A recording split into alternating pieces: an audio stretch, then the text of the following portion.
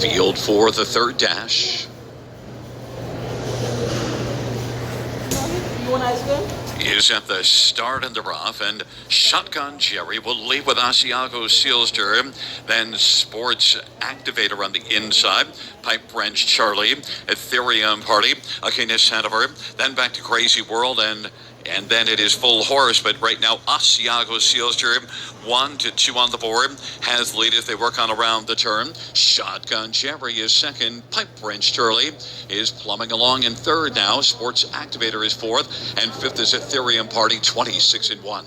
A lively opening panel, put up by Asiago Sealster in front of Shotgun Jerry, Pipe Wrench Charlie, then Sports Activator, Ethereum Party, Akina Sandover, Crazy World, and trailing is Full Horse as the field races their way up to the half off that sharp 26-1 opening quarter. Asiago Sealster and Jason Ryan leading. Shotgun Jerry is riding the pocket. Ethereum Party is getting a bit closer. And then on the inside, Pipe Wrench Charlie. Aquino Sandover is on the inside, fifth. Sixth is Sports Activator. Crazy World is seventh, and then Full Horse. They hustle on to three quarters of a half of 55-1. Asiago Sealster leads at a length and a half, and Shotgun Jerry is second. Ethereum Party might have flattened out a little bit. Still got to make up 2 1/4. Out wide, Aquino Sandover is kicking in. Down to the inside is Pipe Wrench Charlie. Then it is Crazy World and Sports Activator and Full Horse. Three quarters in 1:23. Asiago Sealster, Shotgun Jerry, Aquino Sandover, Ethereum Party, and Pipe Wrench Charlie. Then Crazy World and Sports Activator. Down the stretch route they come.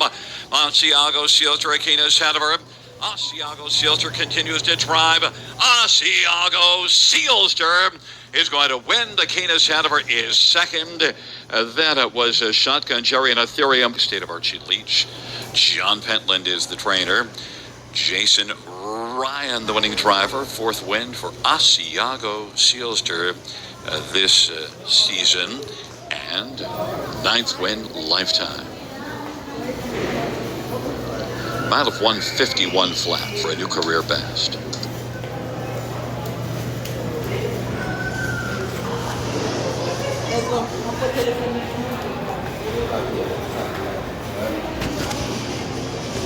On our Fox Sports 2 coverage, we send it upstairs. Frank Miramonte with the call. Thank you, Greg. We're waiting on the Pin Oak Silks of Commerce to come forward.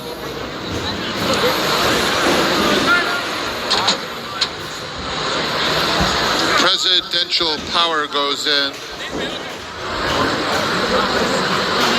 And Sorrentino will be the last one to load.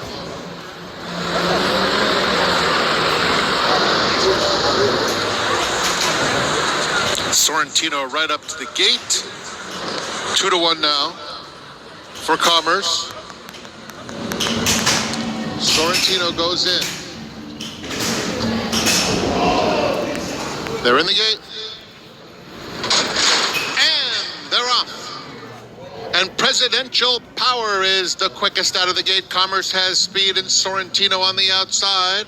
Poyak is second to last, and the gray Asked and Answered is at the back of this quintet. It's a very, very compact group with Presidential Power just in front through the opening quarter mile.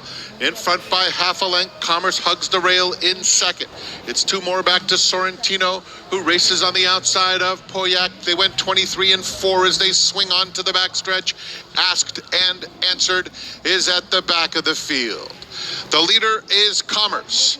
Commerce in front now by a neck with Presidential Power pressing on the outside second.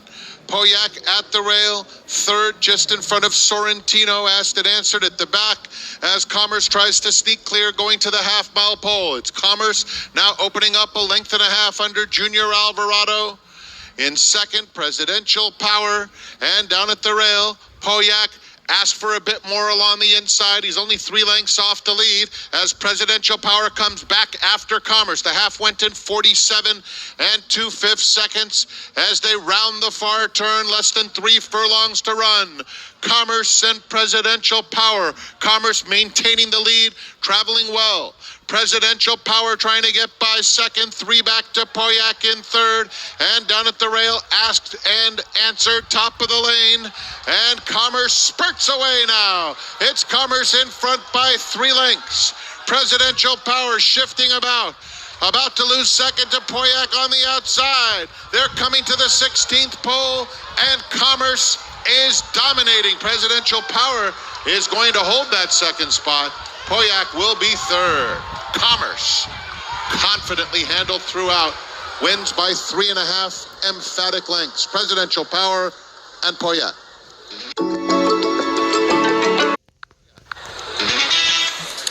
Commerce, third time the charm. Bill Mott, Junior Alvarado, and Pinnock Stud team up to take this opener. I think it's an interesting example, Richie, of the value of post position. Because Jose Ortiz was sending the 5, who actually was a little faster than Commerce early, but because the inside position, Junior was able to hold that position and then get the victory. Well, it's so important, too, when you're inside of a rival to be able to hold that position, not give them the run of the racetrack, and then you're cast in the position of playing their game. Junior Alvarado and Bill Mott have become quite the combination over the last few years. Absolutely, and this horse was able, as you mentioned, to be a little bit more tactical. Disappointment from Presidential Power, who kind of started getting to some antics in the stretch. Sorrentino a no-show as the Todd Pletcher drought continues. But Bill Mott, people have been declaring Bill Mott's career over as well. I think he was 2 for his last 50-ish. No. So I guess, Bill, good news. Your career's not over just yet. 4, 5, 3, 2, and maybe 2, just the horse that wanted the 1 1/8 the most of anyone. Yeah, maybe. Yeah, and Bill's horses do get better with racing. This is a third start. Maybe he's just hitting his optimum fitness level. And oh, by the way, I think he caught the right group. Yeah, I think also getting the front and being able, and it wasn't on his pace. I'm not suggesting he was loafing along. They went 47, 48 to the half, so it's not as though it was a slow pace, but maybe that made it easier for him to get more comfortable. And I'm not saying the 5 would have beaten him, but I always find these 1 1/8 races interesting to how post position can affect things, the way the races are run early. So, Junior Alvarado, Hall of Famer Bill Mott on the board to kick things off. This horse actually wound up as the favorite. They were right. They knew. Things changed late. They knew. All right, so formful beginning, serve held to begin on this Friday afternoon here. Is that Junior's first win at the meet? Yes, it I is. printed these PPs about a month ago, but Yeah, no, it is, right? this is his first win of the meet. Probably not his last. I would assume not. Acid Answered was disappointing, though, huh? Yeah, really he had no never run. got at the race at all. He was bad. Yeah, he really did not run at all. So they asked, and he answered. He answered. So Commerce to kick things off. We'll have prices when we come back from a short timeout. Underway on this Friday afternoon. Mott, Alvarado, familiar duo here at the Spa to open things. So I agree. I had that horse in the mix somewhere as the bomb in this race. I think that horse is a little interesting at a price for the same reasons, Rich. Loading up. Race 2 starts this pick 4. Mary's gonna run. Out of multiple graded stakes, winning Mean Mary. Outside post, getting more ground, which you would think she would love for start number 2 for trainer Graham Motion. Let's send it upstairs on our Fox Sports 2 coverage as the 4 rears up. Dylan Davis has to hop off and abandon ship. That horse will be scratched. On Bittersweet Memory. Wow.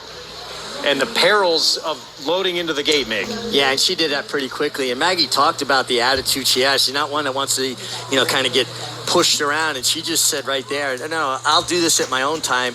She reared up, lost her balance, and once they touch the ground, they're an automatic scratch. Yep. So it's a Bittersweet Memory. But luckily, everybody's okay. So, yeah, no harm, no foul. And Dylan Davis back to the jockey's room, and we'll wait to see Bittersweet Memory another afternoon. Track announcer Frank Miramati making that announcement right now, but an automatic scratch when that happens. Yep. Yeah, and she actually kind of halfway caught herself and fell as softly as a 1,000-pound animal can fall, but it was more just her hindquarters. But in New York, it's an automatic scratch. They're always going to err on the side of caution. Outside in with post position numbers? Yes, the 5, 6, 7 will move in. Listen, it's always, the most important thing is the safety, and it's not fair to the players as well. Obviously, the horse, you don't know. I mean, she could have been nothing, but you never really know. And if nothing else, they've got to be awfully shaken up by an event like that, right? Oh, absolutely. A horse is a flight animal, and they're at their most prone when they're, or most vulnerable, I should say, when they're on the ground. So when they flip over like that, they almost like startle themselves. And a man, Mig, who's, had a bit of a tough go lately, Dylan Davis, had so much momentum here last summer and then an injury. Well, that's part and parcel of a jockey's life, but I think he's found his form again. He's riding well. And the key to when one goes up that high, Megan, is you got to make a decision as the pilot. When do I part company? Because you don't want to ride that ship all the way to the ground. Absolutely not. I was able to see Dylan exiting after his fall in the wild applause last week, and it's pretty remarkable, someone that has gone through what he's gone through. And I bounced up. I said, Dylan, how are you? Is everything okay? And he said, I'm fine. We're good. You know, it's just their attitude towards it. You have to kind of put everything behind you once you bounce back, and obviously Mig can attest to that more than anybody. You were injured in your career? I don't remember that. Life is risk and reward, and you've got to balance that out. For me, the reward was always greater than the risk. No one had more of their fair share than spills than the MiG here. As we get set to now 4-5. Mary's gonna run. Late scratch of the 4. And here we go again. Back upstairs. Frank Miramati the call. Her inside edge gets in, which she just did. Here's So Angelina. And the big favorite, Mary's gonna run to complete the lineup. She awaits her turn. Guided up.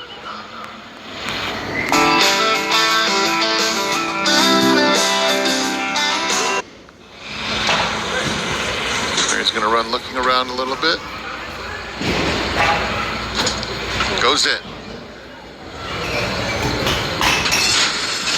They're off. Mary's gonna run, flies out of the gate and goes straight to the lead. Fire Angel and Inside Edge have some early interest, and So Angelina comes away in 4th. And then the Mark Casse pair of Pros and Cons and the gray Golden Siren is just outside of her. So 3 across the course, now 2 as they round the clubhouse turn. It's Fire Angel, Mary's gonna run. Another 3 lengths back, Inside Edge has settled down along the inside in 3rd, and some very strange activities here as Fire Angel is drifting wide and pulled up. So that's what happened there. And now the 2 who are at the back of the pack, there's Golden Siren. Golden Siren on the outside went from last to battle for first with Inside Edge. So Angelina is 2 lengths back in 3rd, and Mary's gonna run is now 4th. Pros and Cons at the back. The half went in 47 and 3. As the race continues, Golden Siren on the outside. Inside Edge asks for a bit more in 2nd. Mary's gonna run is racing 2 behind now and coming after the top pair very nicely in 3rd. And there's Mary's Gotta Run coming after Golden Siren as they come to the top of the stretch. They're head and head. Pros and Cons is on the scene for the drive. 1:12 and 2. They're at the top of the stretch. Mary's gonna run on the outside. Golden Siren, a tough customer. Golden Siren leads it by a neck. Now it's a half, now 3/4. Has to hold up. Pros and Cons. Mary's gonna run, comes up empty. Pros and Cons storms to the front late and will absolutely crush this cast. Pros and Cons wins by 3.5. Golden Siren 2nd. Mary's gonna run, finish 3rd. Pros and Cons. Mark Casse, 2nd-time starter, stretching out with meat bleeding rider Jose Ortiz. This was a very, very strangely run race with the leader bolting, taking the 7-horse, the favorite, out in the backstretch, who re-engaged. And boy, I got to tell you, talk about a perfect setup. Pros and Cons got it. A lot of times it comes down to rider intention. I mean, I think Tyler Gaffleone is normally fairly aggressive, and Runaway Joke has one way to go. If he's going to be successful, he needs to make the lead. But from the rail, Flavien Prat is not bashful about being aggressive as well. No, I agree. I think they're going to go. Meg, where'd you go here? I went to the 3. Runaway Joke, as Mig alluded to, he needs to get to the front end and needs to show some of that form that he did when he was on that win streak and managed to take that form to Aqueduct. That was in 2024. Let's see if he can do so again, as he stumbled the last time he met Trust Fund here at Saratoga in August last year. We'll see if he can get the right kind of trip this time around. 4-5 now on Be the Donald, odds on. I'm stunned by the price on the number 5 horse. I have no problem that Be the Donald can win this race. This is a crazy. I just don't understand why this horse is such an overwhelming favorite. I don't get it. And I would argue, and I don't love him by any stretch as a win candidate, but 14-1 on the 4? I agree with that. That's too big of a price. How about on the 9-1 on the 7? I mean, to me, the 4 to 4. There's two underlays, in my opinion, here: the 2 at 4 to 5 and the 1 at 9 to 2. Both of them have a chance, though I don't quite get the one, but I don't get it. Frank Miramati with the call. It's Be the Donald, the 2, the odds-on favorite here to start a mandatory pay pick 5. Trust Fund will be the last one to load. Going in. They're in the gate. And they're off, and Trust Fund flies out of the gate. Kenny B has some early speed, too. These two head and head through the opening quarter mile, and New York Scrappy kicks through along the inside and is faster than both. Be the Donald is fourth, hugging the rail, taking that third spot, 3 lengths off the leaders. Runaway Joke is next with 5 to make up. Share the Loot second to last, and On the Hill is at the back of the field as they come toward the half-mile pole. It's New York Scrappy, uncontested, 2.5 length lead. Kenny B second, Be the Donald. The quarter went in 22 2/5 seconds as they round the far turn. That group followed by Trust Fund. Runaway Joke is in 5th, has 6 lengths to make up. Another 2 back to On the Hill, and Share the Loot is at the back of the field. They're coming to the quarter pole. New York Scrappy has been there every step of the way, but Kenny B applies serious pressure. The half went in 45 3. These two arriving at the 8th pole together. Kenny B and New York Scrappy, nothing between these two. On the inside, Be the Donald is in 3rd. On the Hill, picking up some pieces late, 16th pole. Kenny B, New York Scrappy, resilient along the fence, and a late run from On the Hill. New York Scrappy under Flavia and Pratt. They just couldn't get by. Kenny B was second on the... They're off to the FanDuel Limestone. There goes Slay the Day right out for the lead. Cy Fair and Lenny Lou up close in the opening strides as well. Sapphire Beach is right there down toward the inside. Light One Up comes away running in 5th. Snowface Princess 6th up on the outside. Quiet Street will go in the 7th position as they head toward the far turn. Map of the Moon is in 8th and Should've is last of the 9. Cy Fair is the leader at the entry to the far turn. Leads at 3/4 of a length. Slay the Day goes second on the outside, 3/4 of a length. Sapphire Beach close up 3rd toward the inside, starts looking for some more running room.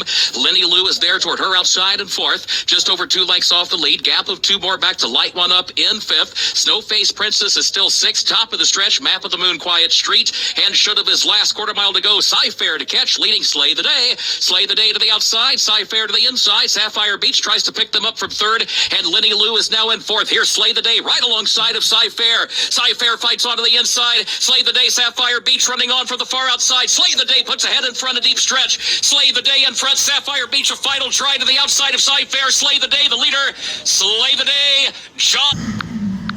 Racelands is concerned. Christina Blacker leaving us with one for the Sunland Park Derby, and it focuses on the Nyquist Colt Bricklin jockey trainer combination. Christian Torres, Rudy Brisset, they're clicking at 27% together.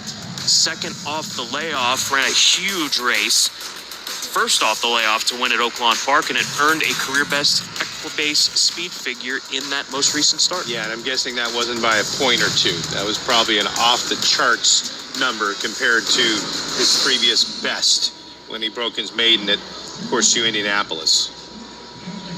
I like him at 3-1. I was having a conversation with Rudy Brisset earlier this morning about this Colton Assenbottom. Said, he's got to keep improving, obviously. They toyed with the idea of keeping him at Oaklawn Park and running him in the Southwest Stakes, but they opted for this path instead, and I think it was the right path. I mean, the Southwest Stakes, considerably more difficult than what he's facing off against here in the Sunland Derby. And would have been a 14-horse field, instead of what's going to be a 6-horse field now. But this is the win in that allowance race back on January the 3rd, and man, he would just keep chugging and chugging and chugging and chugging, and opening up as the race got longer. He just kept widening on the competition. Yeah, switched his lead a little bit late. I think that's the only thing that you could nitpick about this performance. Imagine Racing bought him for $450,000 as a yearling last year. Actually, he's a 2-year-old last year in May in the Mid-Atlantic sale. As far as some factoids for you on this Road to the Derby prep, the Sunland Derby, stakes record, Stronghold Getaway car, both running in 142 and 3. Most wins by a jockey, Martin Garcia, Victor Espinoza, and most wins by a trainer, Bob Baffert. Bob Baffert not represented in this year's Sunland Park Derby. And with as many of the Triple Crown hopefuls that he has, in the teens probably, a little bit surprising to me that he didn't take a shot with one of them. It is. And he sent the filly over there, Bottle of Rouge. She gets the job done for his wife, Jill Baffert. Yep. So, sitting back, waiting for opportunities on down the line. You want some other factoids when it relates to the Sunland Park Derby? Yes, please. There's been some big horses that have come out of this race. Thor's Echo came out of this race, and the next year turned into a sprint champion. Yeah, I was thinking that's not a Kentucky Derby type of horse. But we've seen a lot of horses, like Big Drama would be an example of that too for David Fox. I think he ran in the Preakness Stakes at the very least during his 3-year-old season, came a better sprinter on down the line. And then Firing Line back in 2015, he's the horse that pushed American Pharoah to the limit That's Simon in Callaghan? the Kentucky Derby, right. So you never know what you're going to get. And also, that's already been said about Express Kid. You never know what you're going to get based on his performance in the Springboard Mile. This immediately comes to mind, given it was just last year. But could this be the next Cole Battle type story that we track in 2026 with Express Kid? Just kind of already feels that way with the Springboard Mile and kind of how that put him on the map. What's he up to these days? Is he still in training? He is in training at Oaklawn Park. There was a story that Lonnie Briley from Norman Stables, they're looking at the Oaklawn Mile. That's where he's hoping to maybe get there. If not, then the Oaklawn Handicap. I'll be there for the handicap. I'd love to go say hi to Lonnie and Cole Battle. And potentially both races. He could run them in both if I'm remembering Because correctly. the handicap's not until like mid-April. Yes. There's a lot of time for that. Oaklawn Mile, I believe, part of Arkansas Derby weekend stakes action. All right, let's get tied on. The road to the Kentucky Derby, presented by Spendthrift Farm, passes through New Mexico at Sunland. Good start for Express Kid. Came away from the gates with the lead. Gonna be hounded by Pavlovian. Then in third, 40-20, inject some space. Hung out about 4 wide is gonna be Brooklyn. We'll see if that costs him a bit. He's 5 in front from Buntas for Clora, and at the back, as usual, is Danico, who's hoping for a fast early pace. So far, so good for Express Kid. Made it through the first quarter mile, leads by a length under a hold. Second is Pavlovian. Injecting some pace in the race, Brooklyn now third. Backing off a bit in fourth, 40-20, who's 2 lengths in front of Buntos for Clora, and still trailing the compact group by about 6 lengths is Danico. All the jockeys appear to be happy with their positions, especially Express Kid and Juan Hernandez. They lead by 1 over Pavlovian, who's still giving chase. Brooklyn is in tow third with just 2 to gain. That one 4 in front from 40-20, who's in mid-division. Then we have Danico, and losing touch is Buntas for Clora. The real running now begins with about 3 furlongs left. Express Kid yet to be headed. Leads by a half. Pavlovian still the closest to him in second. Brooklyn amping up a good run, going 3 wide. Then it's 7 lengths back to Danico, who might be heard from late. They've got a quarter mile to go in the Sunland Derby. Express Kid under siege, but he is fighting back. It's Express Kid, took the turn well. He's put away Pavlovian for the moment. There's Brooklyn stalled in third. Pavlovian coming. Pavlovian trying to get on even terms with Express Kid in the final 50 yards.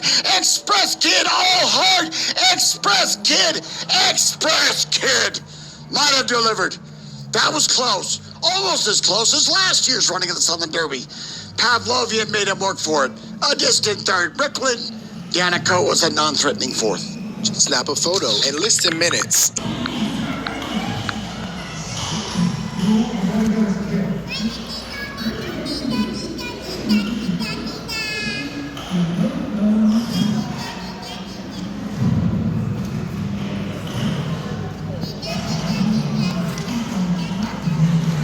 Ladies and gentlemen, the starter has called the horses for the Pepsi North America Cup.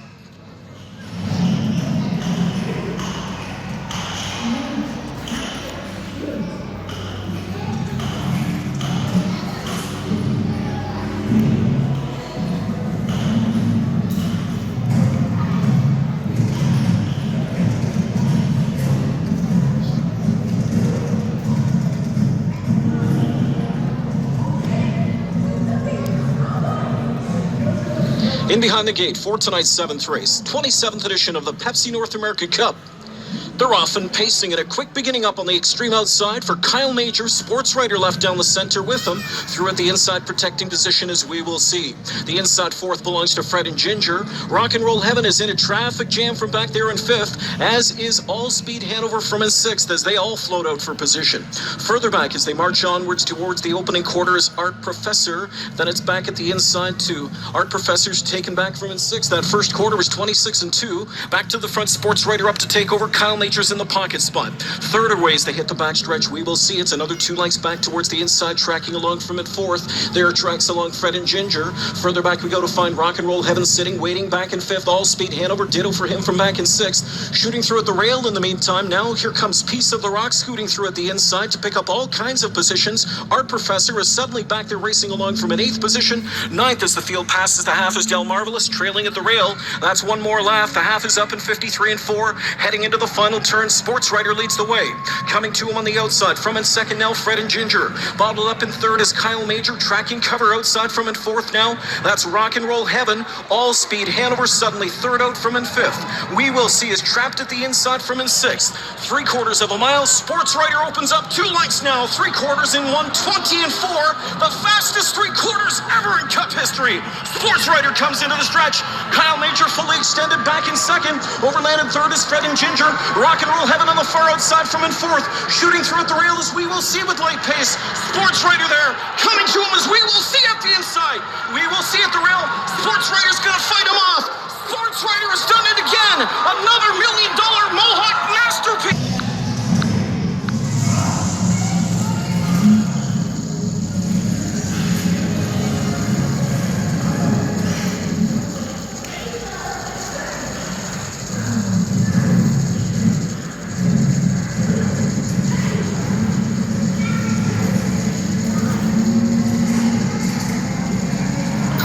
The wings of the starting car open for the 40th Battle of Lake Erie, one of the deepest fields ever.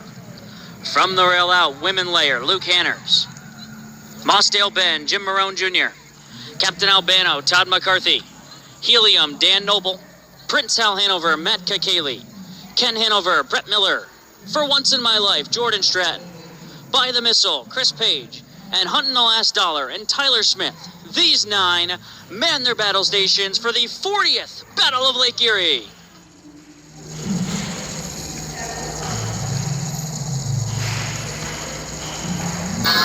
Racing in the 40th Battle of Lake Erie, and Women Layer gets the first call and flashes good early zip along the rail. Mossdale Ben comes out racing in 2nd and looks like Marone's going to drop right in line. Getting away in 3rd is Captain Albano. Helium on the move for Noble. He's 4th and driving. From the 2nd tier, Hunting the Last Dollar comes out racing 5th. Prince Hal Hanover is back in 6th. The defending champion is Ken Hanover. He is 7th at this stage and about 9 lengths off the leader. Then comes For Once in My Life, and By the Missile is the trailer. Opening quarter, 25-4 fifth seconds. Luke Hanners taking no prisoners tonight. Women Layer wants to cut the mile. It's Helium, the local hopeful on the outside, just pouring it on as they torch each other through that first 3/8 of a mile. Mossdale Ben looming in behind them, racing in 3rd, locked up in the box there as Toddy moves off the rail with the Borgata winner. Captain Albano, he's 2nd over. At the inside, Hunting the Last Dollar, and he's nudged along. Prince Hal Hanover is 3rd over. 4th over, Ken Hanover. 3 back For Once in My Life, and By the Missiles, the trailer. The half was an eye-popping 52 3/5 seconds as they enter the backstretch of the 40th Battle of Lake Erie. Women Layer trying to get every call. He leads a length and a quarter. Helium's going a tough trip on the outside. Mossdale Ben couldn't have asked for a better setup down at the inside for Marone. Off cover, Captain Albano. He's let go 3 wide. He needs to find 3. Prince Hal Hanover counters that move 4 wide. 3/4, 120. They're absolutely flying. Women Layer still has the lead. Here's Mossdale Ben ripping out of the pocket. Hunting the Last Dollar at the inside. 4 wide for the stretch drive. Prince Hal Hanover, Captain Albano in behind them. Prince Hal Hanover charging home as Mossdale Ben hits the front. Hunting the Last Dollar up the inside. Mossdale Ben redemption. Mossdale Ben. I think he turns away Prince Hal Hanover. Hunting the Last Dollar 3rd. 148-4. If it's Mossdale Ben, it's 2 wins for Peter Tritton.